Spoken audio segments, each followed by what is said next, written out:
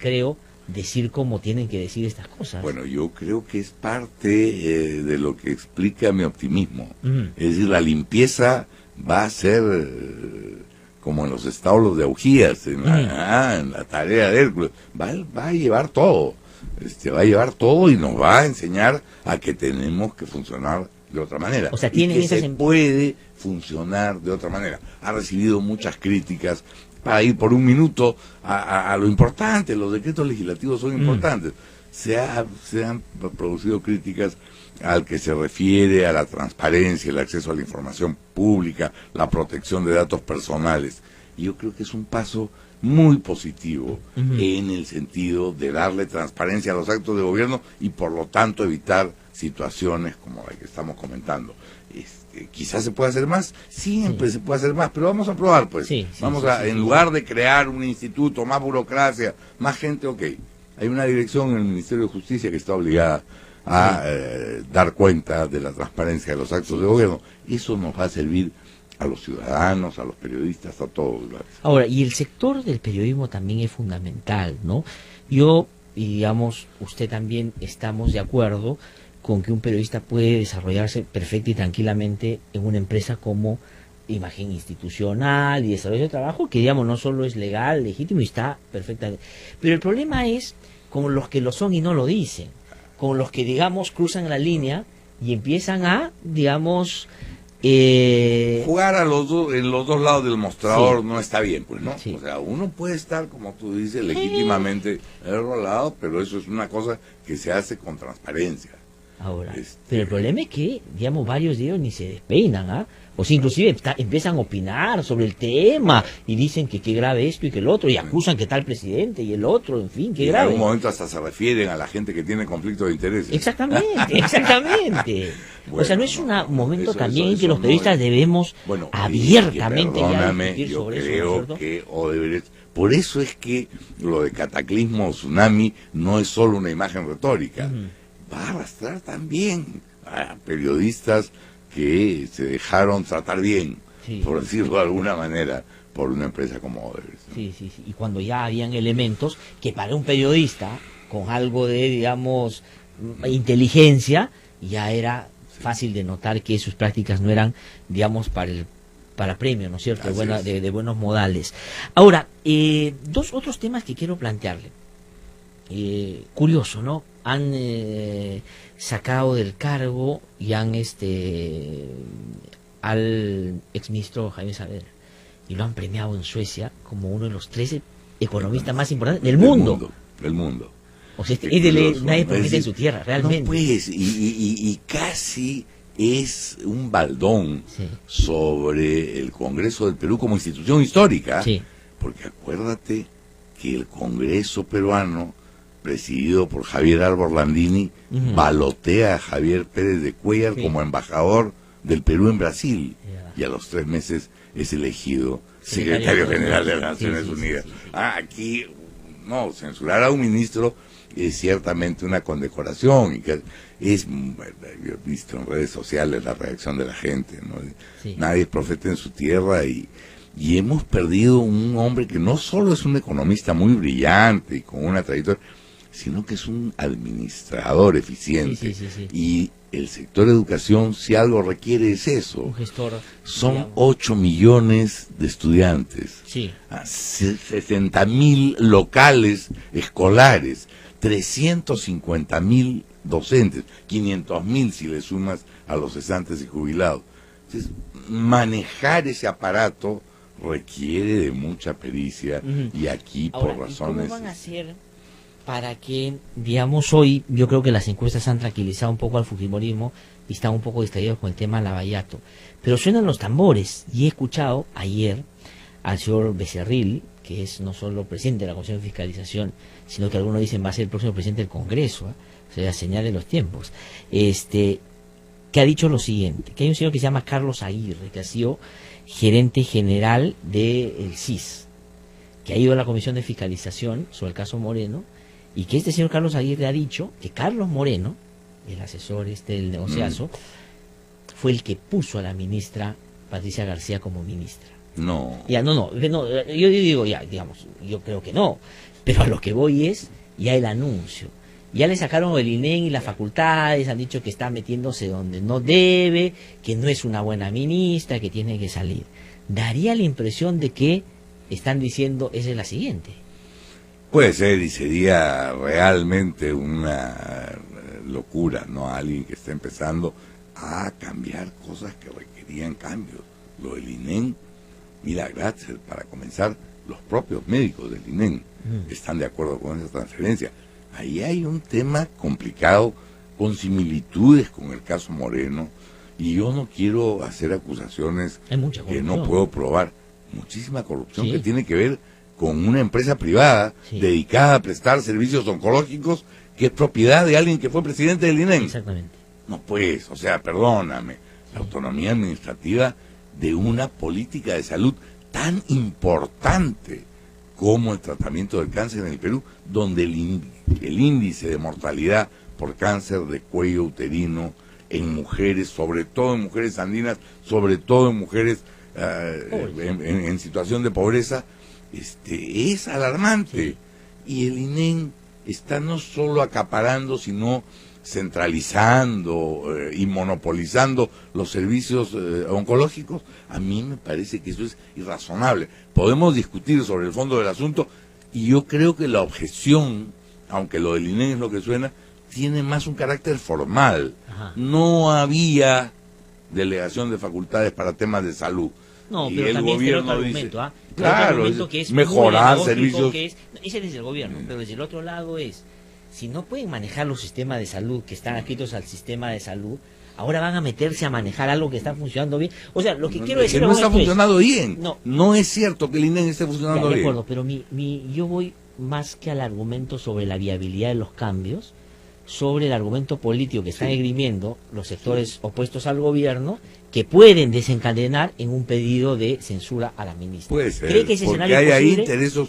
Hay intereses económicos muy importantes, y por eso volvemos a Lavallato y volvemos a Odebrecht. La corrupción no solo está en los megaproyectos que una empresa como Odebrecht, la compra de medicamentos oncológicos es un negociazo. Si Carlos Moreno es un negociazo del CIS, que es, digamos, para la gente que menos tiene. Imagino que puede estar pasando. Y en el caso del cáncer es verdaderamente inadmisible la mortalidad por leucemia infantil, que es el tipo de cáncer que más mortalidad ocasiona, supera en el Perú el 90%.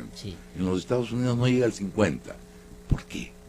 Porque hay una detección temprana, porque basta ver que un niño hace hematomas sin que se haya golpeado como una y eso lo ve un pediatra en un hospital general. Claro. ¿No es cierto? Lo debería ver. En eso tendría que trabajar también el INEM y el Ministerio de Salud. Ya, pero entonces, así como es claro a estas alturas que las malas universidades que no quieren mejorar su calidad se bajaron a Saavedra, digamos, lo que puede pasar, dice usted, es que puede pasar lo propio con Patricia García a través de estos sectores mafiosos que pueden estar manejando el sector salud bajo la mesa. Sí, yo creo que eso es lo que está en cuestión ahí, y no si es, porque podemos discutir sobre el fondo del asunto y discutirlo con especialistas, comenzando por los médicos que integran el INEM. De acuerdo. La relación con la iglesia. Ayer conversaba con Pedro Salinas sobre el caso del sodalicio de Vía Cristiana. Y él no deja de tener razón en una cosa, digamos. Claro, él es mucho más sensible con el tema porque lo ha investigado, lo conoce y lo ha vivido. Pero yo coincido y comparto su indignación también. Le dije, ¿por qué cree que ha pasado esto en el Ministerio Público? ¿No es cierto? Porque la verdad, hay varios de los argumentos son insostenibles, en términos legales me parece inclusive. Entonces me dice, desde que yo llegué al despacho de la fiscal y tenía un tremendo Sagrado Corazón de Jesús atrás, un crucifijo al otro lado, la hermana es una religiosa, etcétera, etcétera. Bueno, es un tema muy delicado, Glatzer. Yo no quiero ser en ese tema vocero de una posición partidaria o de la bancada. Y yo tengo una convicción muy profunda de que el Estado peruano debe ser laico y que podríamos, luego de un debate amplio y detallado, eliminar algunas exoneraciones tributarias que tiene la Iglesia. Por ejemplo, el IGB sobre los servicios. Porque, a ver, la Iglesia no paga impuesto predial de todos sus conventos, iglesias, monasterios, etc., por un tratado internacional que el Perú firmó con el Vaticano. Eso podría ser denunciado, pero eso es un tema... y un trámite, digamos... Un trámite muy largo. Pero ¿por qué no paga la Iglesia IGB sobre los servicios que vende? Cuando tú vas a solicitar una partida de bautismo, dependiendo de cuál parroquia, te cobran 18 o 39 soles. ¿Por qué no se paga IGB sobre eso? Eso no está en el concordato. Es verdad, ¿no? ¿Por qué no paga IGB sobre los 500 soles que cobra una pareja para casarla? Los servicios que vende la Iglesia son servicios. Exacto. Y eso no está exonerado por el concordato. Entonces, comencemos por ahí. ¿Y usted estaría de acuerdo de que, digamos, se paguen eso? Pero por supuesto. Y que me pongan un crucifijo en un colegio público me parece discriminatorio y agresivo. Por eso mi indignación ante el gasto, que es un gasto menor, que les va a parecer minucias, algunos 90,000 soles, en turrón de Doña Pepa para los fieles del Señor de los Milagros, gastados por el Congreso de la República. Oye, yo tengo un colega de bancada que es evangélico, le dije, Moisés, ¿cómo te sientes? De que yo creo que el Estado tiene que ser laico, y creo que eso tiene que reflejarse. Hay alguien de convicciones católicas que jure ante un crucifijo. No, y el Estado lo que tiene que hacer es efectivamente proteger a sus ciudadanos que profesen, independientemente de la convicción totalmente religiosa que tengan, y digamos sin ningún tipo de discriminación. Efectivamente, yo estoy de acuerdo con eso, pero a lo que voy con este tema es que se ha abierto toda una discusión sobre esto que el cardenal ha llamado la ideología de género, ¿no? Ayer conversaba con Gastón Galatea aquí y me dice, exagera. ¿Cómo va a decir que hay un... O sea, digamos, que los niños y las niñas sean iguales y que tengan oportunidades iguales, que tengan elecciones iguales? Que tratemos, porque que sean iguales no basta. Que es una aspiración. Una aspiración, que tratemos de que sean iguales. Pero que eso le llamen, pues, que distorsiona la realidad, que estás formando homosexuales, que está... Es un pensamiento bien primitivo, ¿no? Sí. Bien... además bien inquisitorial, bien las cosas son como yo las digo y no de otra manera. Entonces el amor solo existe entre un hombre y una mujer, y decir... No, además en los términos que el cardenal lo plantea, ¿no? En su programa ha hablado de una cosa impropia para su propia... Casi irrepetible, aún con la libertad que podemos tener. Yo no he repetido, por ejemplo, porque me parece... No, cara, es chocante. Bueno, es que el cardenal nos tiene acostumbrados a decir cosas que son irrepetibles, ¿no? Ahora, pero el presidente, en una entrevista que daba al Trome el otro día, me llama la atención, porque finalmente, sin que inclusive le pregunten por este tema, él dice que... Él es un hombre muy religioso. Muy religioso. Le dice, al contrario, el periodista le hace toda una presentación de liberal. Le dice, usted que conoce el mundo, que es liberal, de repente se ve que tiene un humor inglés, que a veces mete la pata, como usted ha dicho... Se debe sorprender, pues, de una sociedad muy conservadora. No, dice, yo soy religioso. Pero no solo eso, bueno, puede ser religioso. Lo siguiente que dice, y sobre algunas currículas que a mí no me entusiasman, que ya venían del pasado y no teníamos nada que hacer, eso en buena medida habrá lo que dice Cipriani. Bueno, yo no llegaría a tanto, gracias. Lo que quiero decir es... Y mira, las convicciones religiosas del presidente, yo he podido, en fin... presenciarlas y puedo dar cuenta de ellas, y me parece que es un hombre de convicciones auténticas, a diferencia de otros presidentes que entregaban a sus hijos a la sanda del Señor de los Milagros, pero más por la foto que por alguna convicción, y me parece que tiene todo el derecho de ser religioso, y por eso yo fui cuidadoso pero creo que eso no es un tema no fue un tema de la campaña política, no es un tema que tenga relevancia en su accionar político y público. No estoy con esto corrigiendo al presidente, ni mucho menos, pero no creo que haya querido avalar lo dicho por Cipriani. Lo que quiere es poner paños fríos en un proyecto que es de la bancada, pero que es también del programa de gobierno, de Peruanos por el Cambio, que es la Unión Civil. Pero lo que está diciendo es, en el caso de que fuera como él dice, que eso viene del gobierno anterior. El gobierno anterior, el ministro era Saavedra, el mismo ministro que estuvo con él también. En realidad del 2004. Ya, pero digamos, pero sí, claro. Saavedra perfectamente lo hubiera sostenido públicamente. Claro, entonces que el presidente agarre y diga, bueno, eso ya venía, ya no tenemos mucho que hacer, es digamos un retroceso en una postura que yo creo que están aprovechando el otro lado, porque el fujimorismo sabe usted que tiene expresiones diversas, no es Keiko y su bancada, es Cipriani, hay varios medios, es decir, y por todos lados empiezan a venir las exigencias, y si el gobierno se sigue debilitando, digamos, puede terminar en apremios un poco más serios. Y el presidente es, por naturaleza,